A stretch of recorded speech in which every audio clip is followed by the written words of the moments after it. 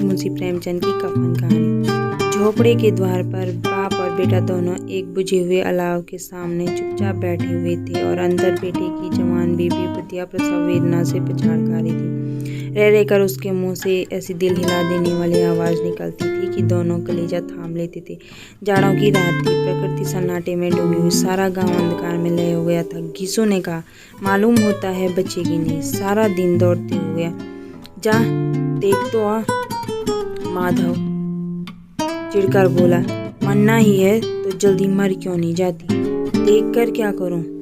तू बड़ा बेदर्द है बे।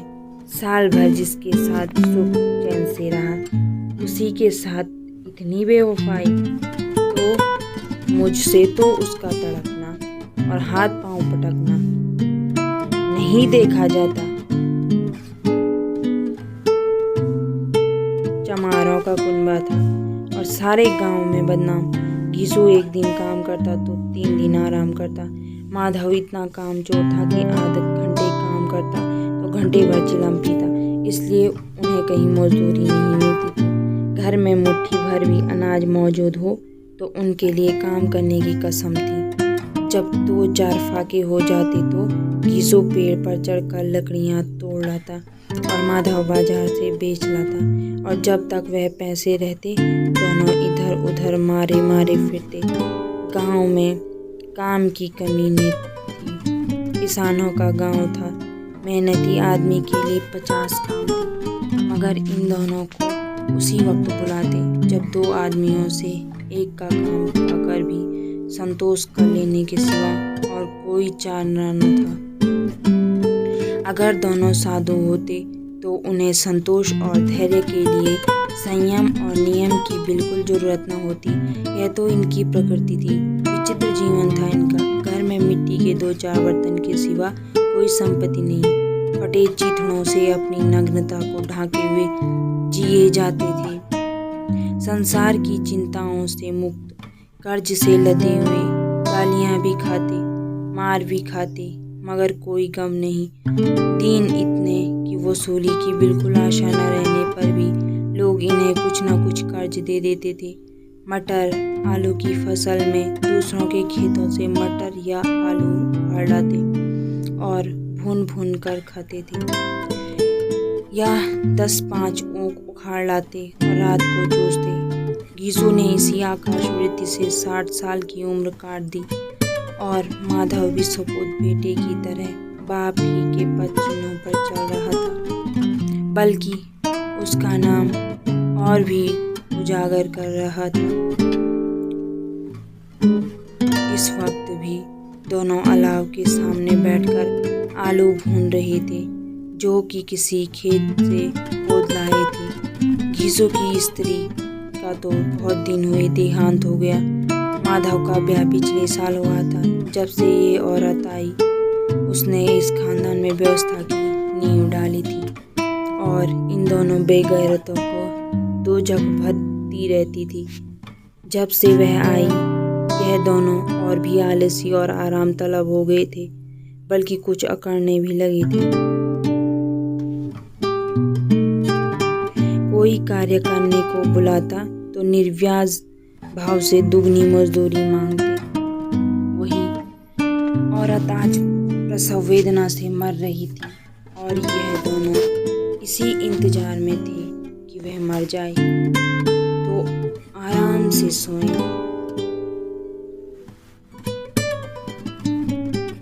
घीसू ने आलू निकाल कर छीलते हुए कहा, जाकर देख तो क्या दशा है उसकी।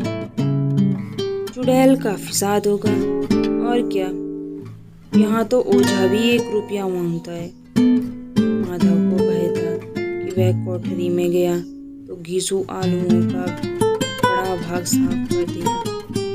बोला, मुझे वहां जाते डर लगता है।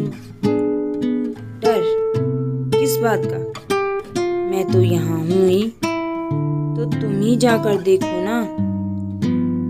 मेरी औरत जब मरी थी तो मैं 3 दिन तक उसके पास से हिला तक नहीं था, और फिर मुझसे लजाएगी कि नहीं। जिसका कभी मुंह नहीं देखा आज उसका उगड़ा हुआ बदन देखूं, उसे तन की सुध भी तो न होगी। मुझे देख लेगी तो खुलकर हाथ पांव भी न पटक सकेगी। मैं सोचता हूँ कोई बाल बच्चा हो गया तो क्या होगा। सौंठ, गुड़, तेल कुछ भी तो नहीं है घर में, सब कुछ आ जाएगा भगवान दे तो। जो लोग अभी एक पैसा नहीं दे रहे हैं वे ही कल बुलाकर रुपये देंगे। मेरे 9 लड़के हुए, घर में कभी कुछ न था, मगर भगवान ने किसी न किसी तरह बेड़ा पाल ही लगाया। जिस समाज में रात दिन मेहनत करने वालों की हालत उनकी हालत से कुछ बहुत अच्छी न थी, और किसानों के मुकाबले में वे लोग जो किसानों की दुर्बलताओं से लाभ उठाना जानते थे कहीं ज़्यादा संपन्न थे, वहाँ इस तरह की मनोवृत्ति का पैदा हो जाना कोई अचरज की बात न थी। हम तो कहेंगे घीसू किसानों से कहीं ज़्यादा विचारवान था, और किसानों के विचार शून्य समूह के शामिल होने के बदले बैठकबाजों की कुत्सित मंडली में जा मिला था।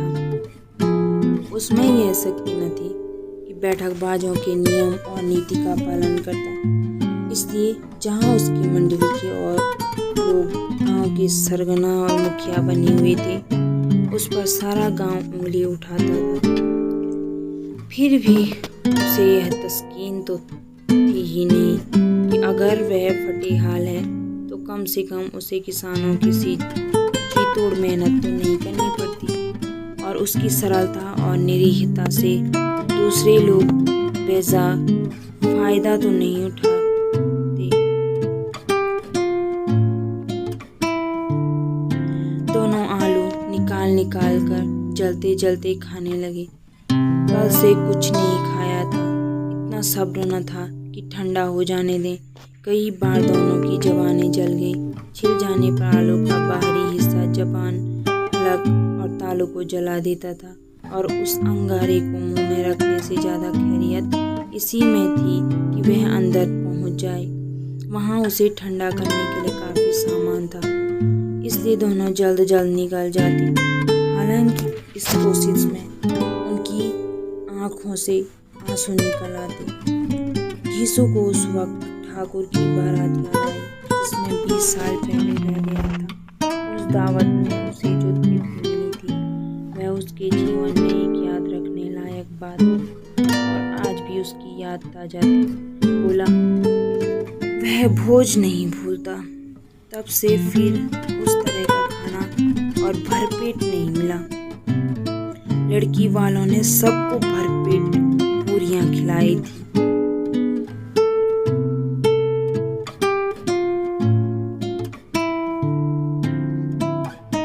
सबको, छोटे बड़े सबने पूरियां खाई। असली घी की चटनी, रायता, 3 तरह के सूखे साग, एक रसदार तरकारी, दही, चटनी, मिठाई। अब क्या बताऊं कि उस भोज में क्या स्वाद मिला। कोई रोक टोक नहीं थी। जो चीज चाहो मांगो, जितना चाहो खाओ। बुआओं ने ऐसा खाया कि किसी ने पानी न पिया गया। मगर परोसने वाले हैं कि पत्तल में गरम गरम गोल गोल सुवासित कचौरियां डाल देती हैं।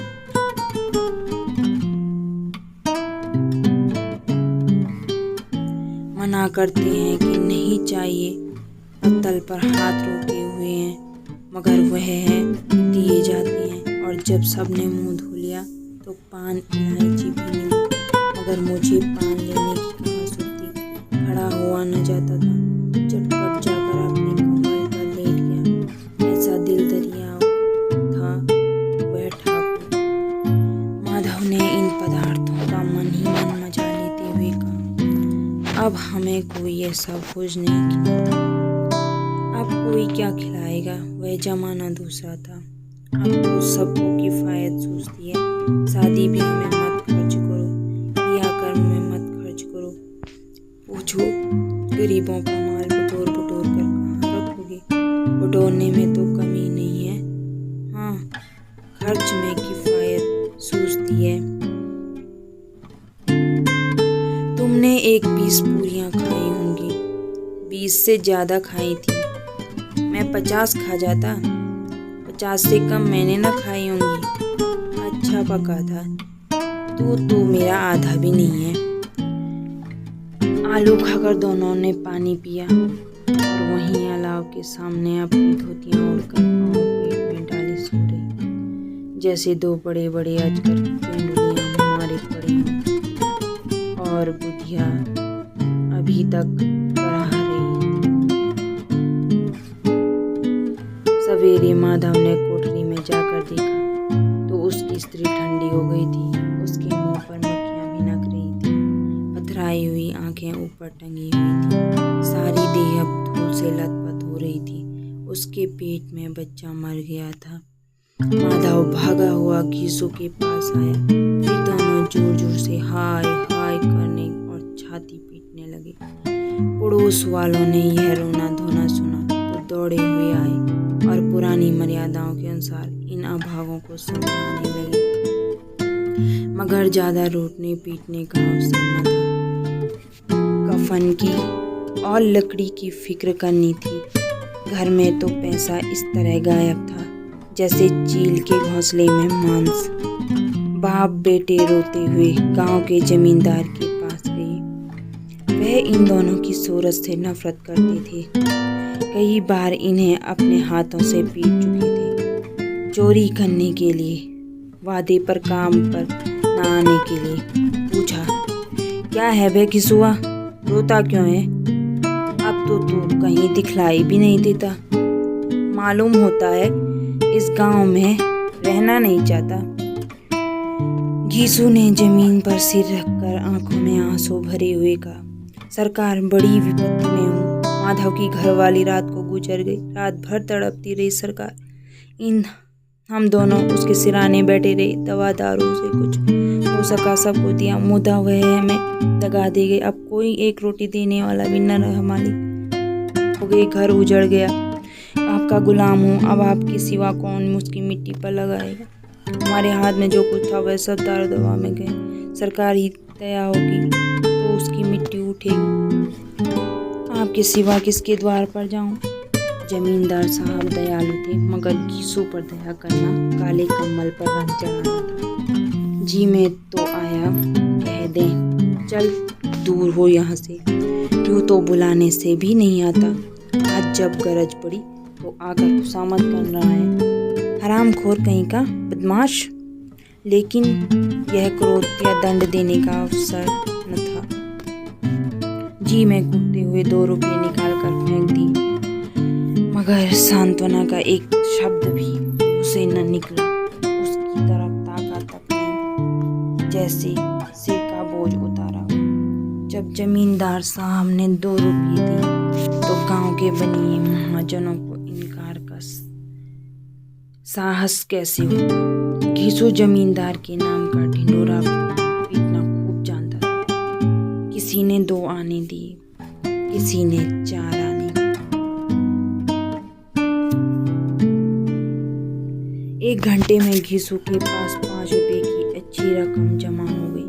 कहीं से अनाज मिल गया, कहीं से लकड़ी, और दोपहर को घीसू और माधव बाजार से कफन लाने चले। इधर लोग बांस वांस काटने लगे। गांव की नरम दिल स्त्रियां आ आकर लाश देखती थी और उसकी बेकसी पर 2 बूंद आंसू गिराकर चली जाती थी।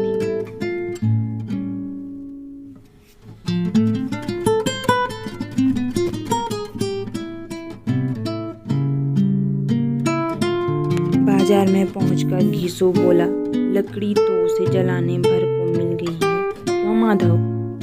माधव बोला, हाँ लकड़ी तो बहुत है, अब कफन चाहिए। तो चलो कोई हल्का सा कफन ले लें। हाँ और क्या, लाश उठते उठते रात हो जाएगी। रात को कफन कौन देखता? कैसा बुरा रिवाज है कि जिसे जीते जी तन ढकने को चीथड़ा भी न मिले, उसे मरने पर नया कफन चाहिए। कफन लाश के साथ जल ही तो जाता है, और क्या रखा रहता है। यही 5 रुपये पहले मिलते तो कुछ दवा दारू कर लेते। दोनों एक दूसरे के मन की बात ताड़ रहे थे। बाजार में इधर उधर घूमते रहे, कभी इस बाजार की दुकान पर गई, कभी उसकी दुकान पर। तरह तरह के कपड़े रेशमी और सूती देखे, मगर कुछ जचा नहीं। यहाँ तक कि शाम हो गई, तब दोनों न जाने किस देवी प्रेरणा से एक मधुशाला के सामने जा पहुंची और जैसे किसी पूर्व निश्चित व्यवस्था से अंदर चली गई। वहाँ जरा देर तक दोनों असमंजस में खड़े रहे। फिर घीसू ने गद्दी के सामने जाकर कहा, साहू जी, एक बोतल हमें भी देना। इसके बाद कुछ चिखौना आया, तली हुई मछली आई और दोनों बरामदे में बैठकर शांतिपूर्वक पीने लगी। कई कुचियां ताबड़तोड़ पीने के बाद दोनों सुरूर में आए। घीसू बोला, कफन लगाने से क्या मिलता, आखिर जल ही तो जाता है, कुछ बहू के साथ तो न जाता। माधव आसमान की तरफ देखकर बोला, मानो देवताओं को अपनी निष्पापता का साक्षी बना रहा हो। दुनिया का दस्तूर है, नहीं लोग बामनों को हजारों रुपये क्यों देते थे, तो कौन देखता है परलोक में मिलता है या नहीं। बड़े आदमियों के पास धन है, फूके, हमारे पास फूकने को क्या है। लेकिन लोगों को जवाब क्या दोगे, लोग पूछेंगे नहीं कफन कहाँ है। घीसू हंसा, अबे कह देंगे कि रुपये कमर से खिसक गए, बहुत ढूंढा मिले नहीं। लोगों को विश्वास न आएगा, लेकिन फिर वही रुपये देंगे। माधव भी हंसा, अनपेक्षित सौभाग्य पर बोला, बड़ी अच्छी थी बेचारी, मरी तो खूब खिला पिलाकर। आधी बोतल से ज्यादा उड़ गई। घीसू ने 2 सेर पूरियां मंगाई, चटनी, अचार, कलेजियां। शराब खाने के सामने ही दुकान थी। माधव लपक कर 2 पत्तलों में सारे सामान ले आया। पूरा 1.5 रुपया खर्च हो गया। सिर्फ थोड़े से पैसे बचे रहे। दोनों इस वक्त इस स्थान में बैठे पूरियां खा रहे थे, जैसे जंगल में कोई शेर अपना शिकार उड़ा रहा हो। न जवाबदेही का खौफ था, न बदनामी की फिक्र। इन भावनाओं को उन्होंने बहुत पहले ही जीत लिया था। घीसू दार्शनिक भाव से बोला, हमारी आत्मा प्रसन्न हो रही है, तो क्या उसे पुण्य होना होगा।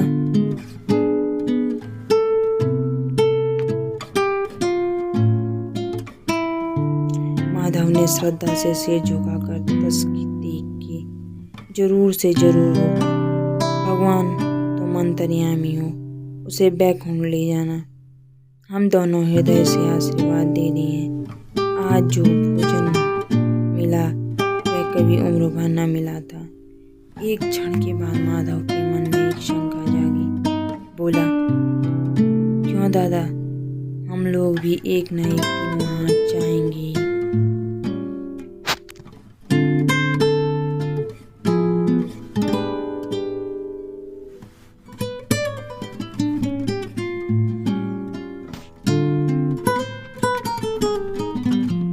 घीसू ने इस भोले भाले सवाल का कुछ उत्तर न दिया।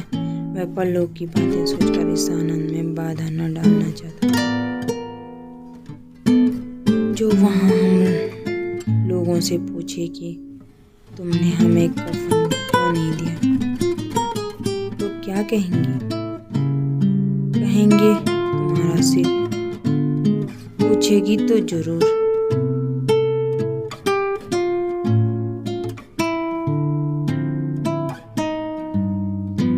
कैसे जानता है कि उसे कफन न मिलेगा। तो मुझे ऐसा गधा समझता है। 60 साल क्या दुनिया में घास खोदता रहा, उसको कफन मिलेगा और बहुत अच्छा मिलेगा। माधव को विश्वास न आया। बोला, कौन देगा? रुपये तो तुमने चट कर दिए। वह तो मुझसे पूछेगी। उसकी मांग में तो सिंदूर मैंने डाला था।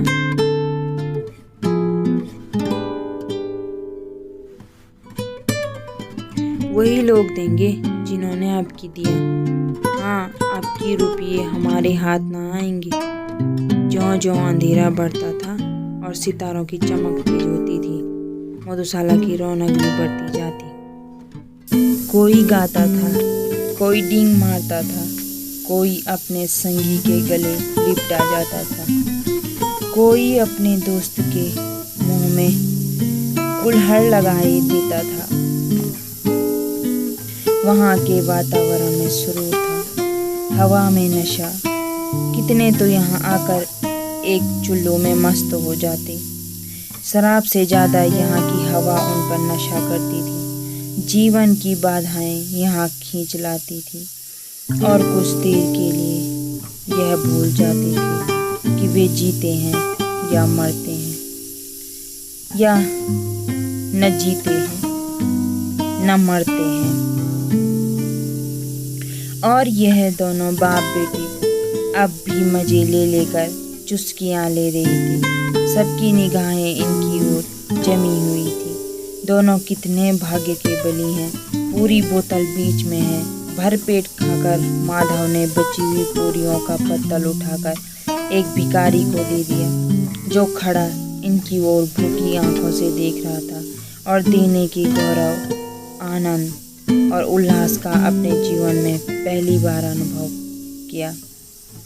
घीसू ने कहा, ले जा, खूब खा और आशीर्वाद दे। जिसकी कमाई है वह तो मर गई, मगर तेरा आशीर्वाद उसे जरूर पहुंचेगा। रोए रोए से आशीर्वाद दो, बड़ी गाड़ी कमाई के पैसे हैं। माधव ने फिर आसमान की तरफ देखकर कहा, वह बैकुंठ में जाएगी, दादा बैकुंठ की रानी बनेगी। घिसू खड़ा हो गया और जैसे उल्लास की लहरों में तैरता हुआ बोला, हाँ बेटा, बैकुंठ में जाएगी।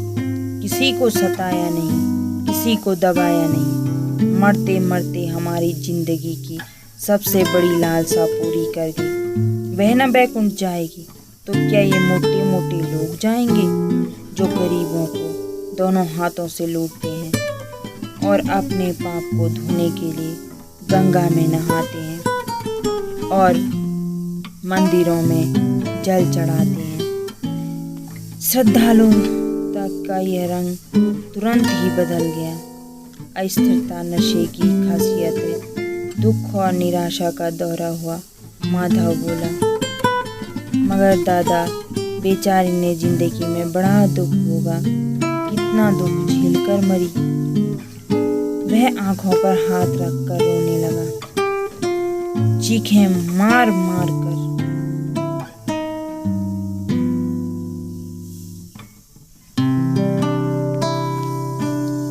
घीसू ने समझाया, क्यों रोता है बेटा? खुश हो कि वह माया जाल से मुक्त हो गई, जंजाल से छूट गई।